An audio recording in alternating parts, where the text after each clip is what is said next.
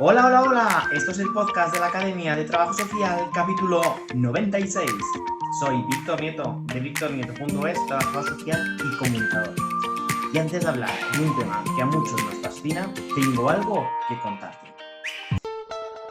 La Academia de Trabajo Social, la plataforma de formación referente en nuestra profesión, cumple 4 años. 4 años formando a profesionales de nuestro sector, compartiendo cursos, webinars, talleres, preparando para posiciones. Así que si quieres adquirir nuevas habilidades, conocimientos, si quieres dar un paso más en tu carrera profesional, recuerda www.academiatrabajosocial.com.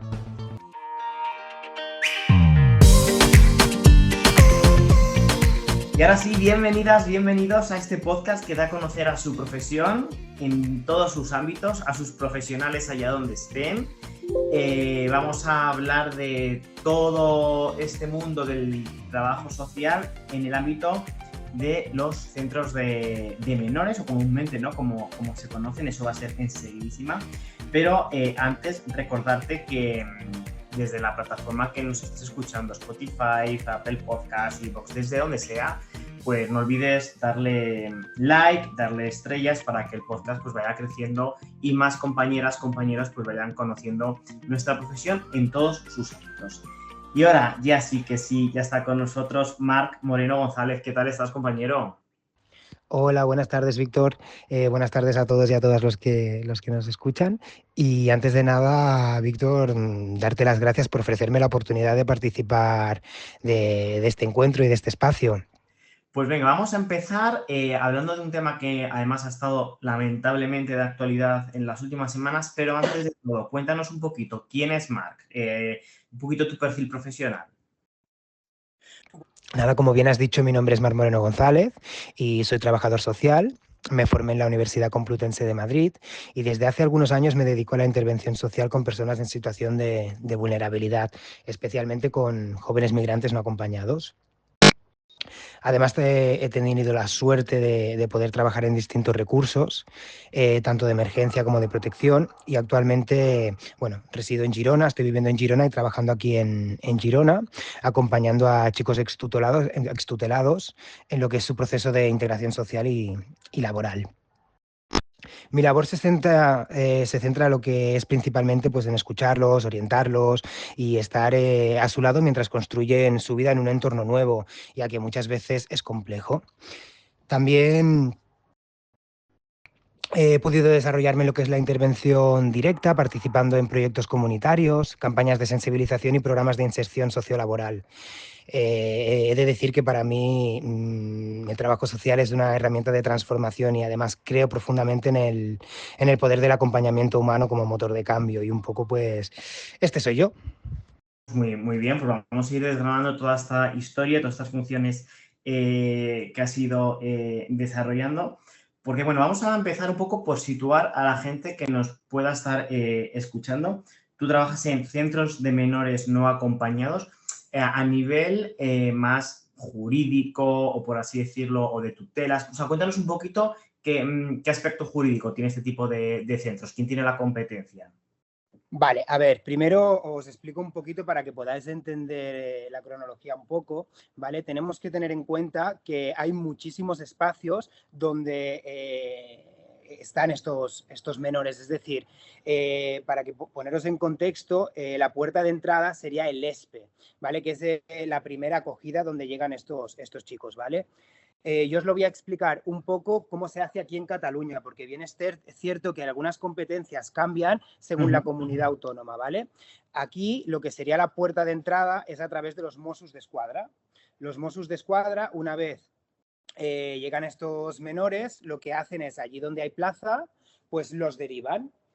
La primera toma de contacto no se hace con el equipo técnico, sino más bien con el equipo educativo, que es cuando llega la dirección, recibe la notificación de la entrada de ese menor y ese menor lo recibe el equipo educativo.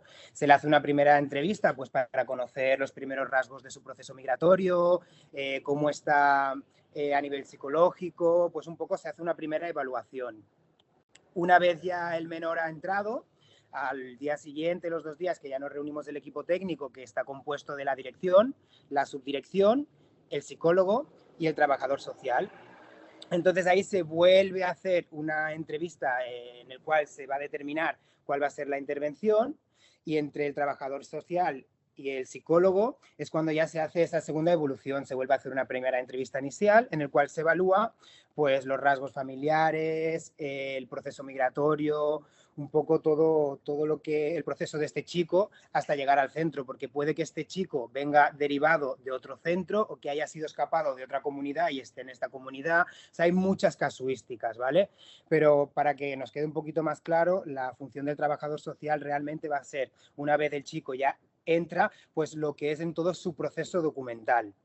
Vale, ¿Vale? estamos hablando todo el rato de aquellos menores que no tienen la nacionalidad española, ¿no? Que están en una situación donde, bueno, pues han aparecido, ¿no? En este caso, pues en una ciudad, y vosotros al final es un poco situarles en este nuevo centro, ¿no? Exactamente. En este centro, el ESPE, ¿vale? Que se dice aquí, deberían de tener una durada de entre 1 o 3 meses como máximo, pero bien es cierto que al final, debido a la saturación que hay y tal, pues están mucho más tiempo. Entonces la intervención sí que es cierto que cambia un poco, porque luego al final estos chicos son derivados cuando se determina por el equipo técnico a distintos dispositivos, como pueden ser un CRAE, un CREI, un PIL, ¿vale? Que ya son más de autonomía. O sea, que es como este es como un primer centro, una primera parada, por así decirlo, ¿no? Claro, Para entenderlo. claro, el ESPE es la primera, es la puerta de entrada, como que llamamos a lo que es el infancia, ¿vale? Luego, a partir del ESPE, según el proceso evolutivo de este menor, pues el equipo técnico va a ser quien va a valorar si va a ser derivado bien a un SPY, bien a un piso, a un PIL, dependiendo si ha podido durante ese tiempo pues aprender el idioma, que es lo básico cuando entran. Lo que se hace es que se les ayuda para que aprendan el idioma, vayan un poco pues teniendo esa autonomía, y entonces ahí es cuando se determina si, y también el proceso documental está bastante avanzado, pues entonces se determina la derivación a este chico a cualquiera de los recursos que se cree más conveniente para él. ¿Vale? Sí que es importante tener en cuenta que según el país de origen del menor, los requisitos en su proceso documental van a variar muchísimo. No es lo mismo un chico magrebí que un chico que venga de África, como Guinea-Conakry, Senegal, Gambia, etcétera. No sé si quieres que os explique un poco cómo es el proceso documental y qué es lo que se hace con todos estos chicos y las casuísticas que hay. Vamos a entrar porque es yo creo que algo muy, muy interesante que es además una función esencial. Pero antes te quería preguntar, claro, cuando estos menores acuden a este centro que no tienen ningún tipo de documentación, ¿cómo sabéis de qué país de origen son? Por esto que acabas de comentar. Vale, aquí es donde quería un poco pues, desgranar. No todos vienen sin documentación. Muchos de ellos siempre traen algún tipo de documentación. Es muy raro que no traigan ningún tipo de documentación. Vale. O bien siempre traen, o bien el CNI en el caso de Marruecos, que es un documento de identidad nacional como puede ser el DNI aquí en España, o bien pueden traer un pasaporte, o bien pueden traer una partida de nacimiento. Eso pasa siempre, tanto como con Marruecos, como personas de África, de otras ubicaciones. Una vez llega el menor, lo que se hace también desde el equipo técnico y se determina cómo se va a llevar a cabo la intervención, lo primero que se hace es se coge al chico, se hace esa primera entrevista y ahí es donde se recoge la documentación que trae el menor. A ver, cuando el menor no trae nada, entonces sí que es verdad que lo que hacemos es intentar buscar una red familiar, aunque sea en el país de origen, a ver cómo podemos hacer para que puedan hacernos llegar algún tipo de documentación para empezar estos trámites. Si eso no pasara, hay otras vías, como son las cédulas de inscripción, que si quieres esto ya vamos hablando más adelante, pero en principio casi todo el mundo que entra en un centro de menores no acompañados trae algún tipo de documentación. Una vez tenemos esa documentación, pues empieza ya todo su procedimiento.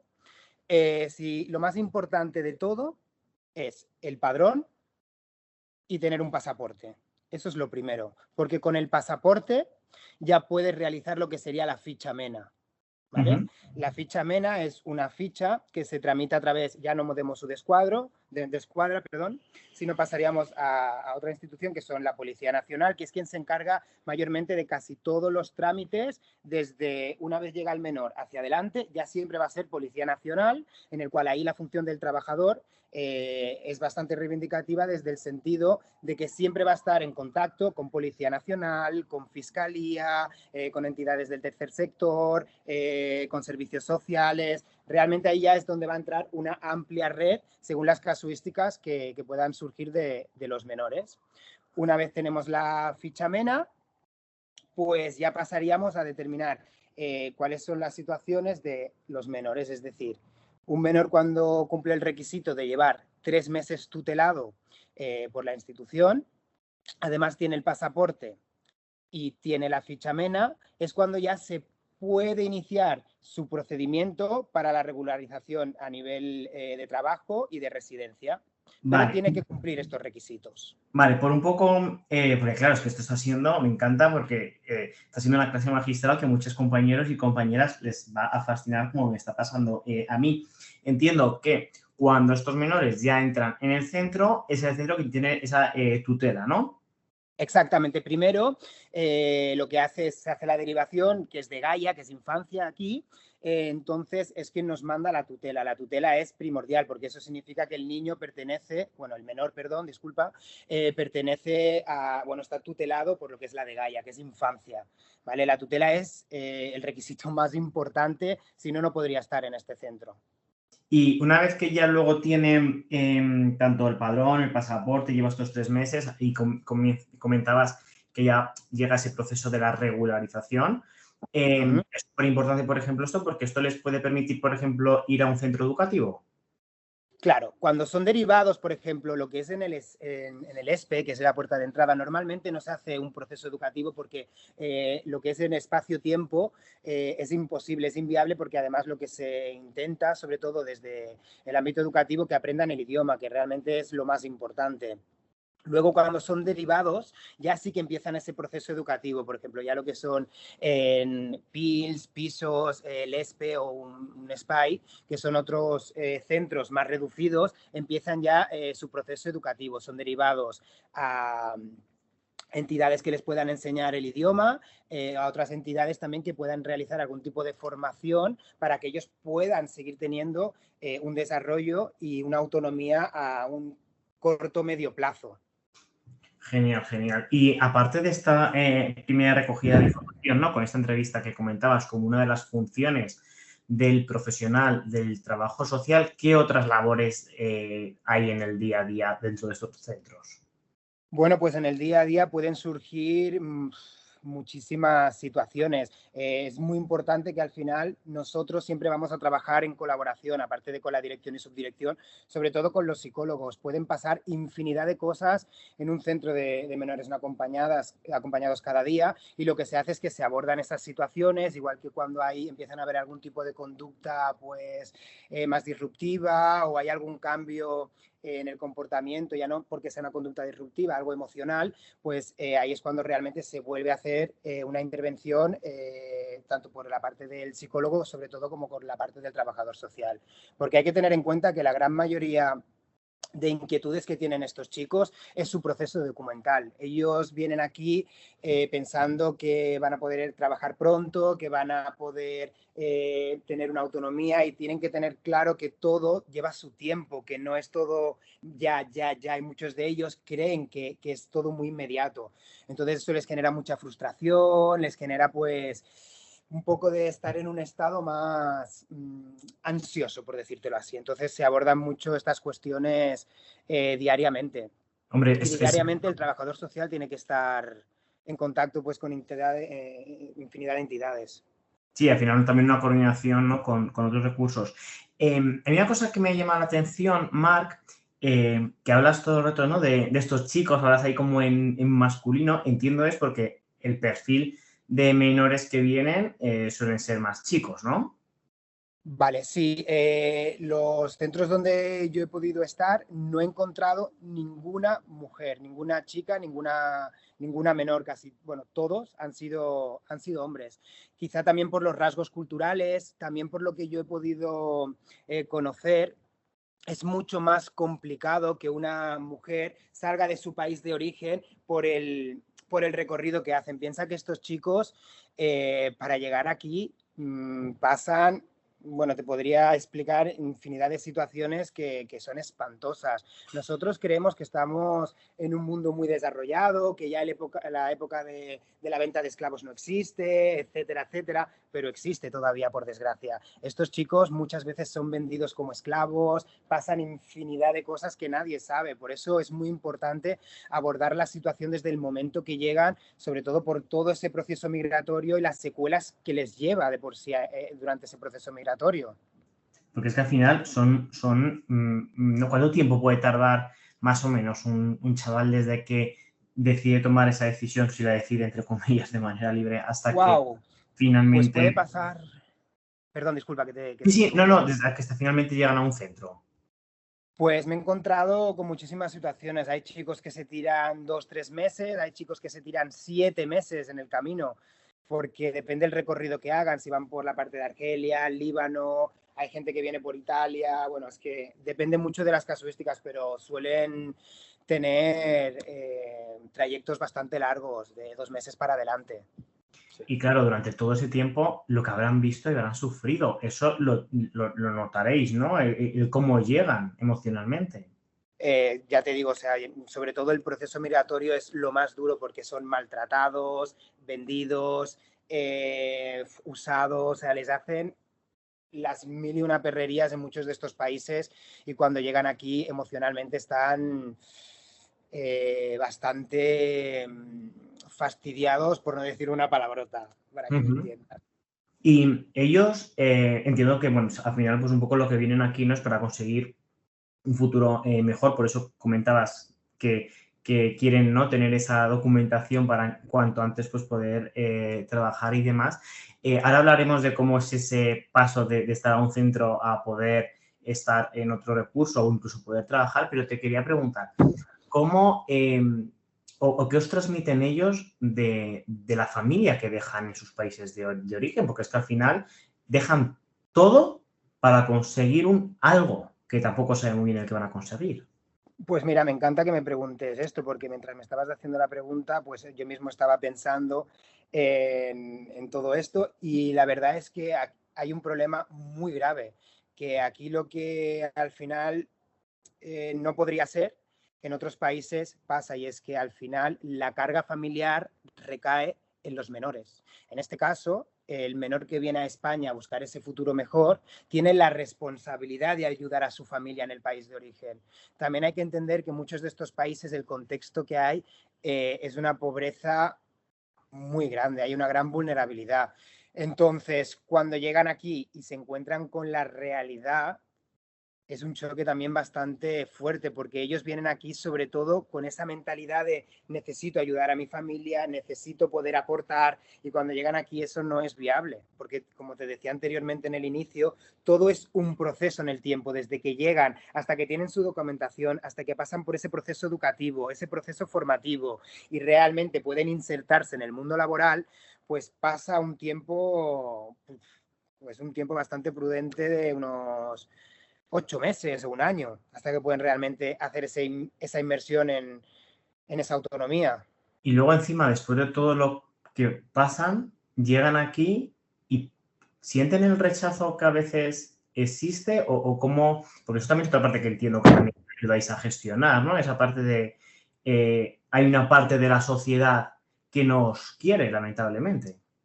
Pues sí, mira, justamente ahora están habiendo muchos disturbios aquí en Girona, donde yo resido, con todo este tema de la migración y la verdad es que es algo que asusta porque realmente estos jóvenes, hay muchos tabús con que vienen aquí a quitarnos el trabajo, con que vienen aquí a delinquir, con que vienen... Y realmente esto no es cierto. O sea, yo te digo que trabajo con ellos diariamente y estoy día a día con ellos.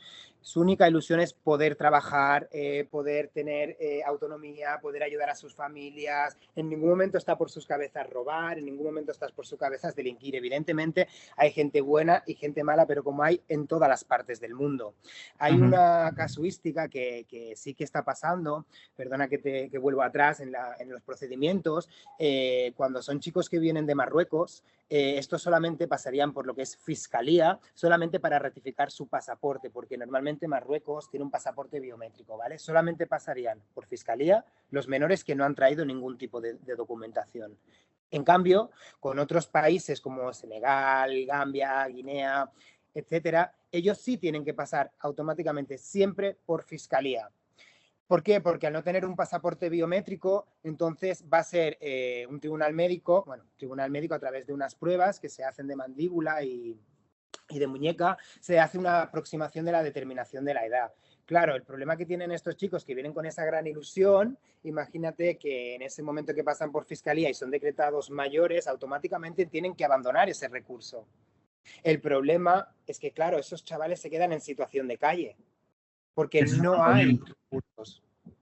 Que encima es otro problema porque muchas veces pensamos que las personas que están en situación de calle, personas mayores, y nos estamos encontrando también con mucho chaval, es que aun teniendo 18 años, yo siempre lo digo, ¿no? Que la gente, volvamos cuando nosotros teníamos 18 años, que te digan de un día para otro, te vas a la calle, literal. Es que eso es muy difícil de gestionar.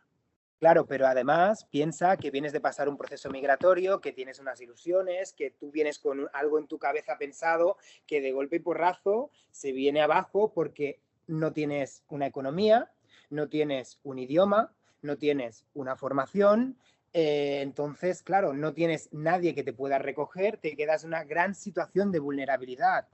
Entonces, este es la problemática más grande que se pueden encontrar estos chavales cuando llegan aquí. Y yo creo que esta es la casuística por la que muchos de ellos tienen la fama o se ha creado esta fama de delincuentes, de que no saben integrarse lo que es en el ámbito social con las demás personas, pero es que realmente no es así.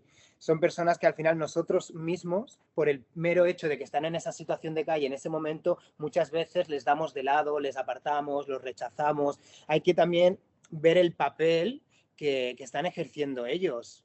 Y es algo muy complicado, Víctor, muy complicado. Mira, justo hoy en redes sociales, La Sexta sacaba van a hacer como una serie que se llama Sin Ellos, que animo a la gente que está escuchando el podcast que puedan ver. Han subido hoy un pequeño como reel, ¿no? Por así decirlo, donde se habla mucho de todas esas personas, de otras personas extranjeras, ¿no? Que vienen a quitarnos el trabajo, que es la frase que muchas veces escuchamos lamentablemente. Bueno, pues en este tipo de esta serie, ¿no? Que las estaba a sacar, en este reel que han subido, sacan a distintos profesionales del ámbito sanitario y entonces el experimento, por así decirlo, es, pues a lo mejor hay 10, 15 médicos, médicas, y les preguntan, ¿cuántos de vosotros sois de nacionalidad, no tenéis la nacionalidad o tenéis doble nacionalidad, ¿no? Y salen de ese grupo y se ve como al final las personas extranjeras también forman parte de nuestro tejido laboral y es que las necesitamos, ¿no? Porque al final, sin ellos y sin ellas, pues muchos de los trabajos no se desarrollarían. Yo creo que es importante. Sí, Didi. Es que es así, aparte, mira, yo me encanta lo que es el ámbito político, es algo que me fascina y que creo que todos debemos estar un poco informados. No sé si el dato voy a meter la pata y corrígeme más adelante si quizá, pero piensa que el 15% de los ingresos que tiene España son de personas migrantes, o sea, las arcas del Estado también se benefician de estas personas que trabajan y si nosotros diéramos esas oportunidades a la gran mayoría que vienen aquí a trabajar, a los que vienen a trabajar y a aportar, o sea, creo que todo iría muchísimo más rodado, iría muchísimo mejor. Además, como bien decías, es que el papel de la migración es fundamental hoy en día en España, por un tema de natalidad. Es que... Sí, totalmente de acuerdo. Bueno, viendo un poco por retomar el tema, ¿no? Estos menores están en este centro, el tiempo que, bueno, pues más o menos unos más, unos menos, como comentabas antes. Y después, ¿qué otros recursos existen? Hablabas de pisos. Bueno, cuéntanos un poquito así, de manera rápida, las opciones que existen. Pues mira, una vez se determina que hay una plaza, eso, la directora y la subdirectora, en el caso de que haya las dos figuras, pues le llega una comunicación de que hay una plaza libre en alguno de los centros, ¿vale? En este caso, por ejemplo, son los SPICE, que son de chicos entre 16 y 18 años, los PILS, que ya son entre 16 y 21, pues entonces se deriva, depende del proceso documental del chico y depende del recorrido que haya tenido y de la autonomía, se decide cuál es el chico que puede optar a esa vacante dentro de ese espacio. Y así sería un poco la evaluación por la cual se determina el menor que va derivado o bien al SPY, al PIL, a cualquier residencia o recurso.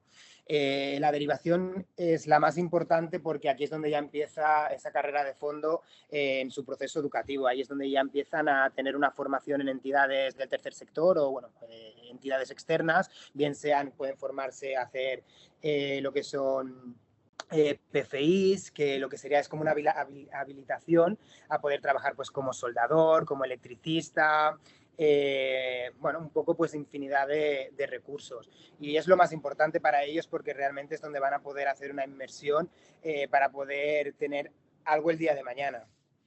Pues mira, eso es súper importante. Y mucha gente, Max, seguramente se esté preguntando, bueno, ¿y este tipo de trabajos cómo se acceden? ¿Cómo se pueden encontrar? Pues hay distintas formas. Bueno, aquí, por ejemplo, en Cataluña, precisamente donde yo resido en Girona, hay una entidad que se dedica a lo que es a la distribución de ofertas de empleo de distintas fundaciones, bueno, entidades del tercer sector, ¿vale?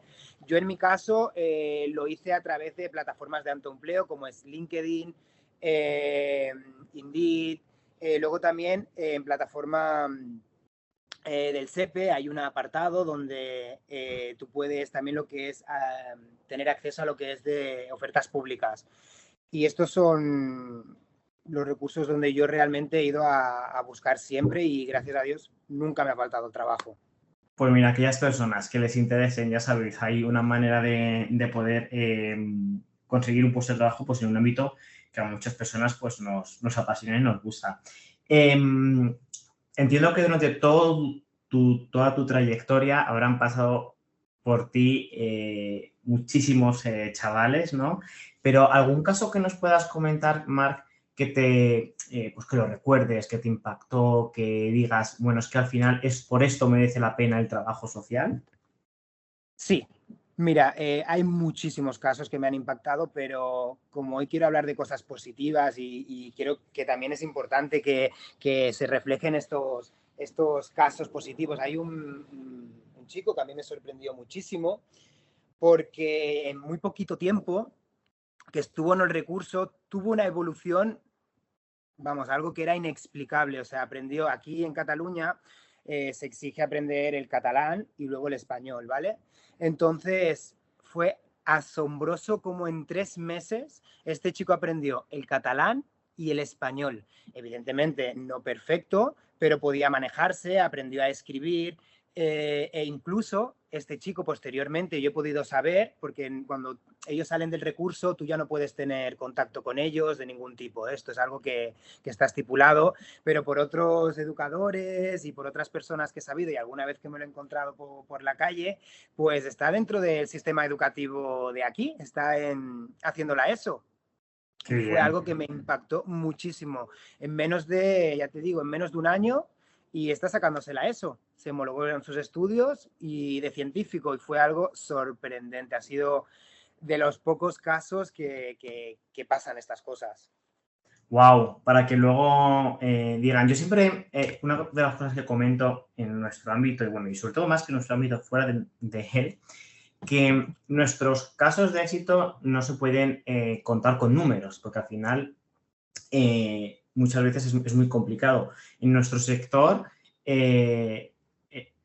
la gente esos casos de éxito, ¿no? De los que muchas veces hablamos, muchas veces son muy reducidos, pero tienen mucho impacto, ¿no? Entonces también, pues para que las administraciones, los cargos públicos, no nos miren como cuántos de estos chavales han conseguido, no, es que ya solo con que 1, 2 hayan conseguido, pues como este ejemplo que tú acabas de poner, es más que aplaudible, ¿no? Por así decirlo.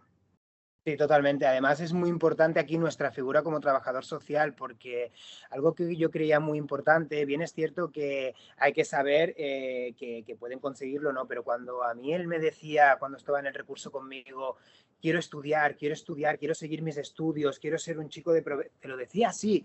Y yo le decía a este chico, le decía, todo lo que tú te propongas, y esto me lo enseñaron a mí en la carrera, todo lo que te propongas lo puedes conseguir. Todo, evidentemente se puede tardar más, menos, pero todas las limitaciones las ponemos nosotros mismos. Y lo que quieras lo conseguirás. Y a la vista está que él mismo fue el que quiso estudiar la ESO, el que se está sacando la ESO, y es algo que dices, wow, yo es que todavía lo explico y me emociono de verdad lo que ha conseguido este chico de la nada, de decir, vengo de otro país, no conoce la lengua y en un tiempo récord se ha insertado en el sistema educativo. Es muy fuerte. Y además, aquí, una vez más, podemos poner el valor del trabajo social no solo en ese acompañamiento, sino la importancia de poder crear un entorno saludable, sano, un entorno enriquecedor, ¿no? Que muchas veces es el factor que juega en contra en muchas situaciones, ¿no? Que una persona, por más que quiera, si no tiene un entorno que sume, pues lo va a tener más complicado. Y en este caso, pues este tipo de centros o nosotros como profesionales fomentamos que su entorno pues, sea lo más positivo posible. Totalmente, Dime, totalmente es dime. así. No, te iba a decir que totalmente y que además nosotros somos la figura principal porque al final bien es cierto que la dirección, la subdirección, al final al estar en un rango superior no tienen ese contacto directo y al final generas un vínculo de confianza con el chico que puedes llegar a abordar muchísimo más con éxito toda esa intervención. Es muy importante la figura del trabajador social en estos centros de menores, sobre todo por el acompañamiento no solamente en su proceso de como tal, sino en su proceso de conocerse y saber hasta dónde puede llegar. Y luego, Acompañarlo, el acompañamiento, por decirlo así.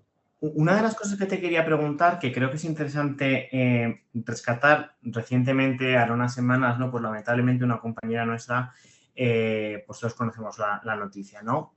Y se habló mucho de la desprotección que a veces los profesionales del ámbito social nos encontramos, ¿no? No sé en tu caso si tú cómo lo has vivido, cómo lo vives.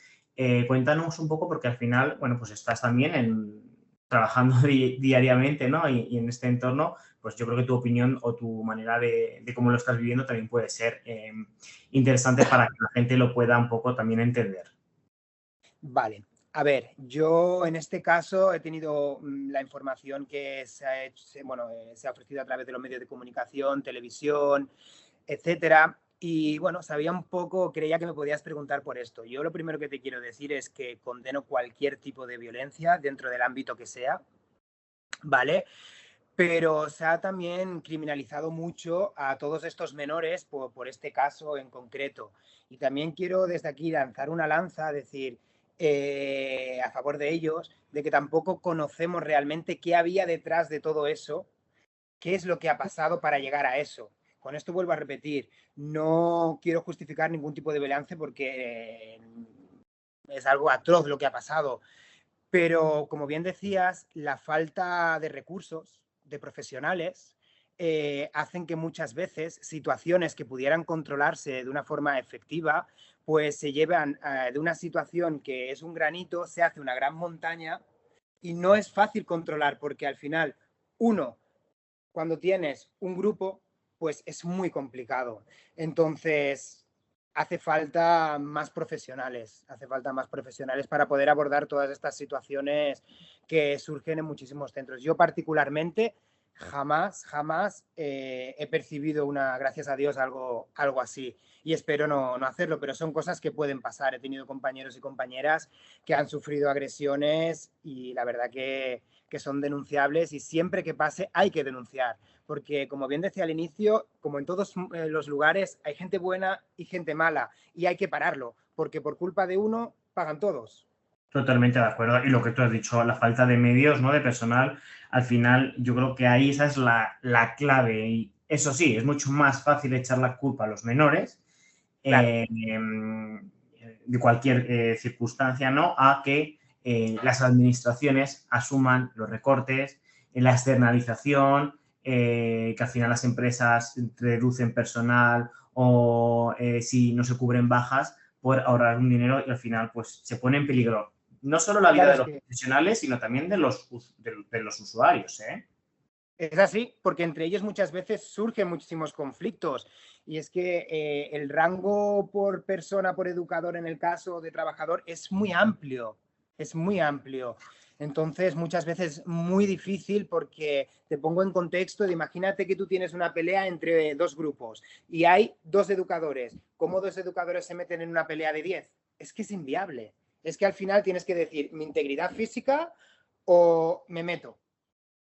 Ya no solo, o sea, ya no solo, o sea, me refiero que a mí me pasa en la calle y estoy estando de fiesta y tampoco me metería. Me refiero que muchas veces también nos pretenden poner a nosotros, cuando estamos trabajando una serie como de poderes, que a lo mejor en nuestro día a día pues tampoco haríamos por mil motivos, ¿eh? A lo mejor porque pues no es la mejor manera, por falta de habilidades, conocimientos, bueno, en fin, un sinfín de cosas. Para ir concluyendo, Marc, en esta temporada sí que me gusta que las personas que entrevisto pues hagáis una definición de lo que es para vosotros el trabajo social. No una definición académica, porque para eso pues ya está, ya hay mucho y hemos estudiado mucho en la universidad, sino más pues tu propia definición. ¿Cómo explicarías tú? Algo Pues, más emocional. sí, o a esas personas que acuden a estos centros, ¿no? A estos chavales que acuden y dices, mira, yo soy trabajador social y te dicen, ¿qué es eso del trabajo social? Pues vale. A ver, yo un poco voy a utilizar lo que a mí me pasó cuando yo estaba haciendo la carrera. Yo desconocía totalmente las funciones de lo que era un trabajador social. Sí que es verdad que te van llegando pues mucha información, pero al final nunca acabas de desgranar realmente. Yo tengo que decir que para mí todo lo que he ido aprendiendo desde que salí de la carrera ha sido maravilloso. Me ha aportado a nivel personal y a nivel profesional muchísimo. Creo que es un ámbito muy agradecido, que podemos realmente hacer cambios muy importantes, como tú decías hace un ratito, a veces una pequeña cosa significa algo muy grande. Y creo que nuestra función tiene muchísimo valor hoy en día. Creo que es indispensable la figura del trabajador social en la intervención, sea con menores, sea en el ámbito de la dependencia, sea en el ámbito de la sanidad, sea en el ámbito de los cuidados. Es que te diría que es primordial, primordial. Pues dicho esto, no sé si hay algo que te hayas dejado por comentar, que quieres que se quede aquí en el podcast, algo que te gustaría pues decir para finalizar. Pues lo único que yo diría es que todas las personas o trabajadores, compañeros y compañeras que entren en estos recursos, creo que es muy importante parar a 5 minutos antes de realizar cualquier tipo de intervención y informarse, leerse cómo están las leyes, cuáles son los procedimientos, porque yo sí que es cierto que os he explicado un poquito, pero existen muchísimas casuísticas en todo su proceso documental de estos chicos y hay veces que me doy cuenta que compañeros y compañeras cuando empezamos, porque a mí me ha pasado también, el desconocimiento hace que muchas veces estos chicos puedan perder ciertas oportunidades. Entonces, es muy importante y abogo, por favor, a la formación y a que siempre estemos buscando formación y recursos para poder realmente llegar a hacer buenas intervenciones. Y un poco esto es lo que quería decir para finalizar. Porque Hombre, al somos así. final, sí, es que la sociedad cambia, la sociedad evoluciona y nosotros tenemos que ir aprendiendo y ir adquiriendo pues nuevos conocimientos y habilidades, ¿no? Pues sí, así es, así es. O sea, todo es cíclico, todo evoluciona, todo cambia y hay que renovarse, hay que reciclarse y que las leyes cambian y que todo tiene que ir nuevamente pues reenfocándose a esa nueva realidad que va existiendo. Y es muy importante. Pues muchísimas gracias, Marc, por habernos traído este otro ámbito, que fíjate, en los 90 y tantos programas que llevo no lo habíamos abordado, así que muchísimas gracias por haberte pasado por la Academia de Trabajo Social. Pues muchísimas gracias a ti por invitarme y escucho mucho tus intervenciones y la verdad que se agradece que existan profesionales como tú que además puedan dar a conocer de esta forma tan amplia el ámbito de lo social y con tanto amor y con tanta pasión. Así que estoy muy agradecido de tu invitación. Pues muchísimas gracias por tu palabra y muchas gracias también a los que habéis estado escuchando este apasionante episodio y que yo creo que hemos aprendido una barbaridad, yo por lo menos. Así que si te ha gustado ya sabes que puedes darle like, compartirlo, darle estrellitas para que más compañeros puedan escucharlo y puedan ver cuál es la realidad, ¿no?, del trabajo social en este ámbito. Recuerda que puedes escuchar el resto de episodios en mi página web www.victornieto.es.